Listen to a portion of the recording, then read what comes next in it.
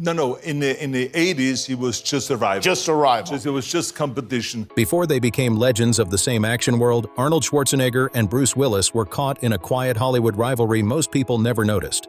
Fans only saw the polished version later, the smiles, the teamwork, the public respect. But now at 78, Schwarzenegger is opening up about what was really going on when Bruce first stepped into the spotlight, and it all traces back to Arnold's own brutal beginnings. Arnold Schwarzenegger was born on July 30th, 1947, in the small Austrian village of Thal. It sounds peaceful, almost like a postcard. But his childhood was anything but soft. Post-war Austria was still struggling, and discipline ruled his home like law. For Arnold, growing up felt less like being a kid and more like preparing for combat. His parents believed in strict control, and punishment was common. Still, Arnold found comfort in his mother, who showed him warmth when she could. His father, Gustav Schwarzenegger, was another story. Gustav was the town's police chief and a former soldier who had served in the German army during World War II after joining the Nazi Party in 1938. He later fought in the Battle of Stalingrad before being discharged in 1943 due to illness. His military past and rigid mindset shaped their home into a place filled with pressure and emotional distance. The tension went deeper than rules. Gustav openly favored Arnold's older brother, Meinhard. Arnold felt overlooked and constantly compared. There was even an unfounded suspicion from his father that Arnold might not be his biological son. Whether that came from insecurity or old trauma, it left Arnold feeling rejected and always trying to prove himself. Money problems added more stress. The family struggled financially, and Arnold once said one of the happiest days of his childhood was when they bought a refrigerator. That says everything about how limited their life was. Between strict discipline, emotional strain, and financial hardship, Arnold started searching for something he could control. Sports became his escape. His father encouraged athletics, so Arnold first focused on soccer. It looked like that might be his future, until everything changed at 13. His coach introduced weight training, and Arnold was instantly hooked. Within a year, soccer was done. Bodybuilding became his obsession. By 14, he had already decided he would become the greatest bodybuilder in the world. Big dream for a teenager from a struggling village. But Arnold wasn't playing small. He trained daily, pushing past limits. On weekends, he would even sneak into the gym when it was closed just to avoid missing a workout. For him, lifting wasn't just exercise. It was freedom. It was identity. It was his way out. At 18, his hunger for success led to a risky move. During mandatory Austrian military service, Arnold left his base without permission to compete in the Mr. Europe contest in Germany. He risked serious punishment, even jail. But in his mind, chasing the dream mattered more than the rules. He kept winning local titles, building his name step by step. First came Junior Mr. Europe, putting him on the map.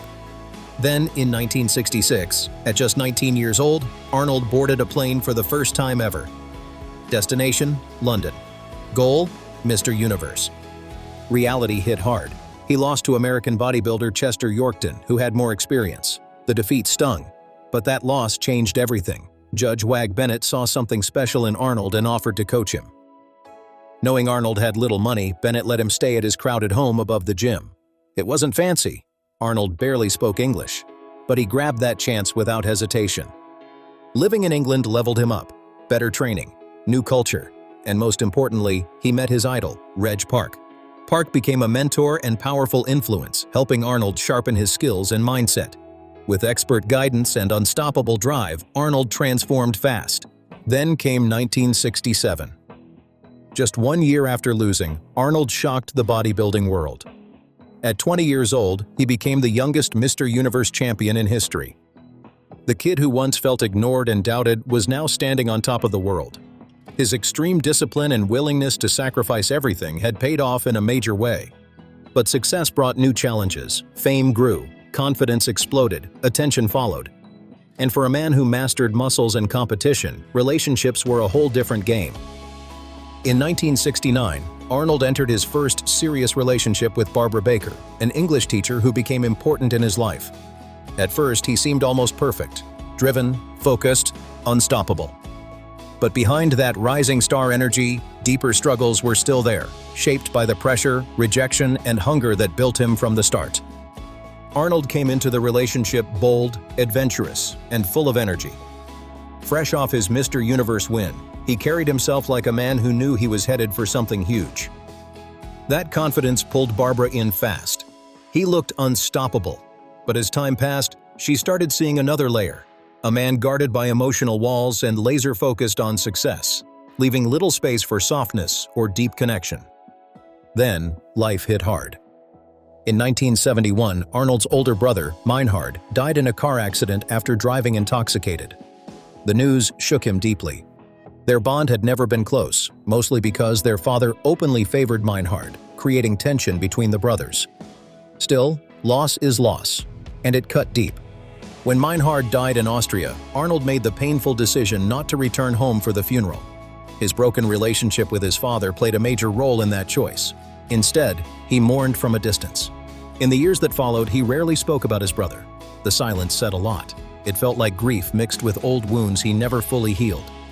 Even though he missed the funeral, Arnold stepped up in another way. Meinhard had been engaged to Erika Knapp, and they had a young son named Patrick. After Meinhard's death, Patrick grew up without a father. Arnold quietly took responsibility. He helped pay for Patrick's education and later supported his move to the United States. Patrick eventually built a successful career as a lawyer. It was a powerful move that showed Arnold's sense of duty to family, even when relationships were complicated. But tragedy wasn't done. In 1972, just a year after losing his brother, Arnold's father, Gustav, suffered a stroke and died at 65. Once again, Arnold did not attend the funeral. Over time, he gave different explanations, leaving people guessing about the real reason. What stayed clear was the emotional distance between them. Barbara later described Arnold's reaction as shockingly detached. She said he shared the news without visible emotion. He also avoided speaking about his brother during that time. It seemed like he was trying to shut the door on his painful past and focus only on the future. Still, his father's shadow lingered. As Arnold's fame grew, he became more concerned about Gustav's wartime history. He knew his father had served in World War II and had been a member of the Nazi Party, but the details were unclear. The possibility of deeper involvement weighed on him for years. So Arnold took action. He asked the Simon Wiesenthal Center, an organization that investigates Nazi war crimes, to review his father's military records. After a full investigation, they concluded that although Gustav had served and been a party member, there was no evidence linking him to documented war crimes. That finding brought Arnold some relief, even if it didn't erase the pain of his harsh upbringing. Arnold later spoke openly about the strict discipline he experienced as a child. He described physical punishment and rigid control, saying that while such discipline was common in his community at the time, he often felt treated more severely because he refused to conform. His big dreams of leaving Austria and building a massive life clashed hard with his father's expectations. Instead of letting that pressure crush him, Arnold flipped it into motivation. He became obsessed with proving that his ambitions were real, not fantasy. That mindset carried into his shift from bodybuilding to acting. Hollywood didn't welcome him overnight. It took nearly a decade of hustle before he broke through. By the early 1980s, audiences were ready for a new kind of action star, and Arnold fit perfectly. In 1982, Conan the Barbarian launched him into global fame. The film highlighted his powerful screen presence and unique look. Conan the Destroyer followed, locking in his status. But everything changed when he landed the role of the cyborg assassin in James Cameron's The Terminator. Arnold later claimed that O.J. Simpson had been considered for the role. Cameron has said Simpson was briefly discussed but never seriously cast. Interestingly, Arnold was first looked at for the hero role of Kyle Reese. But during his meeting with Cameron, his passion for the Terminator character impressed the director so much that casting shifted. That move changed movie history. There were even creative clashes on set. Arnold questioned the now famous line, preferring a version he felt sounded more robotic. Cameron pushed to keep the original wording. Arnold delivered it multiple times, not knowing it would become one of the most iconic quotes in film history. As his film career exploded, Arnold became one of the defining action stars of the 1980s. His dominance put him head-to-head with Sylvester Stallone. Their rivalry quickly turned into one of Hollywood's most talked-about showdowns, two giants battling for the top spot in the action world. Arnold and Stallone weren't just making action movies, they were trying to outdo each other every single time. Bigger explosions, heavier weapons, crazier stunts. Each film felt like a direct challenge. Audiences loved the showdown, watching two giants push the genre into louder, wilder territory. At one point, Arnold even played the rivalry like chess. When Stallone asked him about a script for Stop or My Mom Will Shoot, Arnold pretended he was interested. He knew Stallone's competitive streak might kick in hard. It worked. Stallone took the role, and the film was later heavily criticized. Stallone himself admitted it became one of the biggest regrets of his career. Arnold later owned up to the move, treating it as just another round in their battle. The tension kept headlines buzzing and helped define action films through the 1980s. Every release felt like a new round in their unofficial war. But while that competition exploded on screen, Arnold's personal life was shifting just as fast.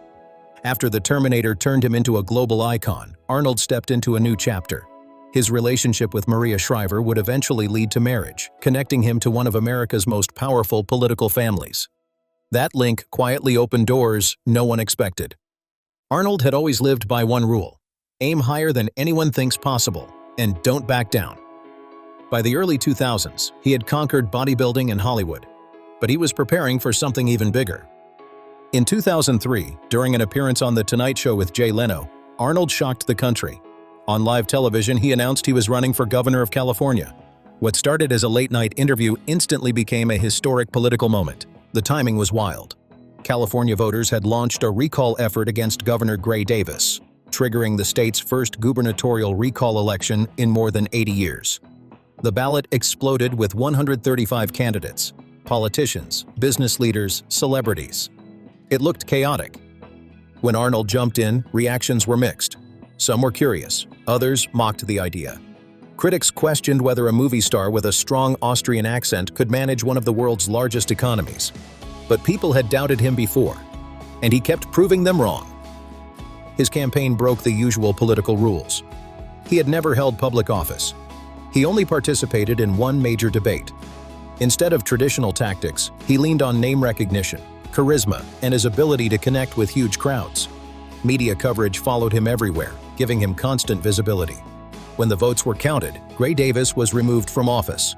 Arnold won with 48.6% of the vote, finishing more than 1 million votes ahead of his closest rival.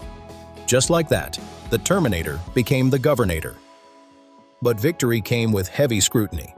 Running for office meant his past was suddenly under a microscope. Political opponents and reporters searched for anything damaging. Allegations of inappropriate behavior surfaced, and 5 days before the election, a major newspaper published accusations from several women describing inappropriate comments and misconduct. Arnold responded publicly. He admitted he had behaved poorly at times and apologized, while also disputing parts of the claims. The situation was serious, but it did not stop his momentum. Many voters focused instead on his promises of reform and his strong public image. Old controversies resurfaced too. Critics pointed to scenes from Pumping Iron showing Arnold using marijuana, along with past interviews where he openly discussed drug use in the 1970s. At the time, those admissions could have destroyed a campaign. Yet Arnold's popularity and straightforward style helped him absorb the blows without losing major support. Then something unexpected strengthened his image even more. In 2004, while vacationing in Hawaii, Arnold became part of a real-life rescue. He noticed a swimmer struggling far from shore. Without hesitation, he grabbed a boogie board and paddled out. The man was suffering from severe cramps and couldn't make it back alone. Arnold guided him safely to shore and stayed with him until he recovered. Witnesses said it felt surreal, a Hollywood action star performing an actual rescue in front of their eyes. The story spread quickly, boosting his reputation as someone who steps up when it matters. As governor, Arnold didn't fit neatly into party boxes. Though he identified as a Republican, many of his positions were moderate. He supported abortion rights, expressed support for same-sex marriage, and even officiated a same-sex wedding while in office.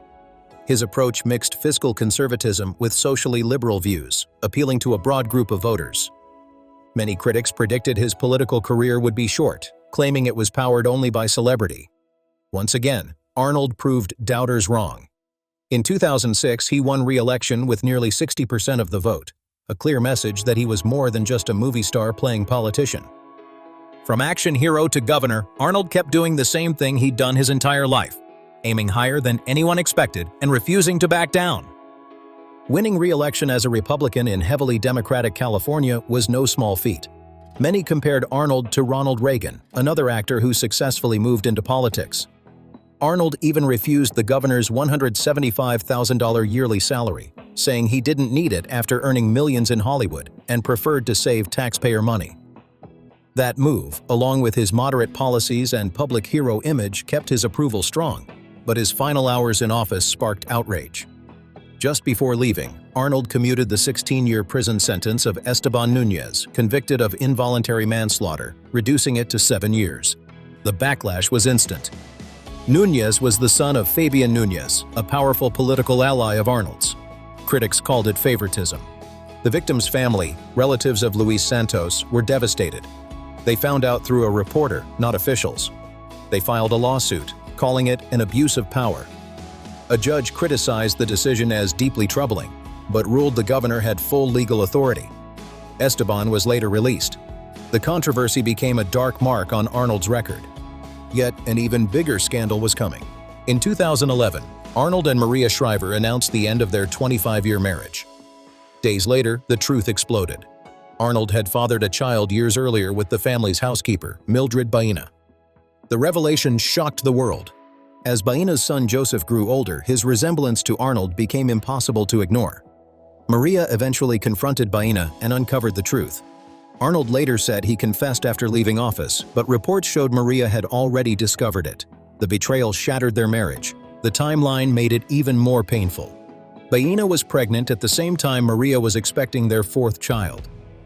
Joseph was born in October 1997, just days after Maria gave birth to Christopher. Arnold later admitted he began recognizing Joseph was his son when the boy was around 7 or 8. Still, the secret stayed hidden until 2011, blowing apart the carefully built family image. The scandal reopened old stories. Actress Brigitte Nielsen revealed they had an affair during the filming of Red Sonja, while Arnold was already with Maria. Arnold later confirmed it in his autobiography. Nielsen described it as intense but temporary, and later expressed regret. Patterns became clear. Earlier partners like Barbara Baker had also described Arnold as deeply driven, often putting ambition before emotions. Maria experienced this repeatedly. In 1997, Arnold faced major heart surgery and initially tried to keep it quiet from her. Years later, he told her about his run for governor only days before announcing it publicly. Big life decisions, little warning. Arnold's life became a mix of historic success and painful personal choices. His drive took him from a small Austrian village to global fame, but that same intensity often strained the people closest to him. His legacy remains powerful and complicated. Then comes Bruce Willis. Bruce didn't enter Hollywood as a muscle-bound action star. In the mid-1980s, he became known for the TV hit Moonlighting, blending humor and drama. So when his name surfaced for an action thriller called Die Hard, many insiders were skeptical. At the time, action heroes were larger-than-life figures. The role of John McClane was first offered to Frank Sinatra due to a contract clause, but he declined. Then studios approached Arnold Schwarzenegger, Sylvester Stallone, Burt Reynolds, and Harrison Ford. All passed. Only after major stars said no did Bruce Willis become a serious option. It was a gamble. Willis wasn't known for heavy action roles. Some even doubted whether he could carry a film filled with explosions and gunfights. Arnold had also been approached but chose to pursue comedy instead, starring in Twins. That decision cleared the way for Willis. Released in 1988, Die Hard changed everything. Willis played John McClane, a New York cop trapped in a Los Angeles skyscraper taken over by terrorists during a Christmas party. Instead of a superhuman warrior, McClane was injured, scared, exhausted, and human. That vulnerability reshaped action films forever. Stories later circulated that Arnold once joked about whether Willis had the build to be a convincing action hero, even gesturing to his own arms. Whether playful or competitive, it reflected how the industry saw action stars back then. But history proved the doubters wrong. Die Hard became a massive hit and turned Bruce Willis into a global action icon. His performance showed that audiences didn't just want invincible giants. They wanted relatable heroes who bleed and struggle. Over time, Arnold and Bruce developed mutual respect. They worked together in The Expendables and supported each other publicly. Arnold later praised Willis as one of Hollywood's most important stars and called him both talented and genuinely kind. Then life took a serious turn. In March 2022, Bruce's family announced he had been diagnosed with aphasia, a condition affecting communication. He stepped away from acting at 67. In February 2023, his family shared an updated diagnosis, frontotemporal dementia, FTD. The news deeply moved fans worldwide. Arnold publicly expressed support, honoring Bruce's legacy and character. Though Willis stepped away from the spotlight, his impact remains huge. John McClane didn't just become a legendary character, he changed action storytelling forever. Bruce proved a hero doesn't need to be unstoppable to be unforgettable. And in the end, both men, rivals, icons, survivors, reshaped Hollywood in their own powerful ways.